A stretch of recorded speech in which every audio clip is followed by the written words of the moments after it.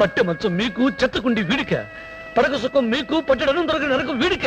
రాంబాబు, బిడ్డనిచ్చేయి. చేసిన తప్పుకు పశ్చాత్తాపడుతుందిగా. ఇచ్చేస్తాను, దానికి చావమను. కానీ వాడి సంగతి ఏమిటి? వాడిని ఆదరించేది ఎవరు? నువ్వా నువ్వా నువ్వా? వాడికి నాలాగే ముద్ద పెట్టేవాళ్ళు ఉన్నారు. అప్పుడు వాడు రేపులు చేసే రౌడీగాను, రిగ్గింగులు చేసే గుండాగాను, బాంబులు విసిరే టెర్రరిస్ట్ గాను మారిపోతాడు. దేశంలో జనాభా పెరిగితేనే ఫుడ్ లేదు, రౌడీలు పెరిగితే బ్లడ్ కూడా ఉండదు. ఇలా చరిత్రకు ఎన్ని రక్తపు మరకలు రాస్తారే. పసిగుడ్డుగా కళ్ళు తెరిచిన పాపాయి మొదటిసారిగా ఆకలితో వెతికేది తల్లి రొమ్ముల కోసం. ఊహ తెలిసిన తరువాత వెతికేది తల్లి మమకారం కోసం.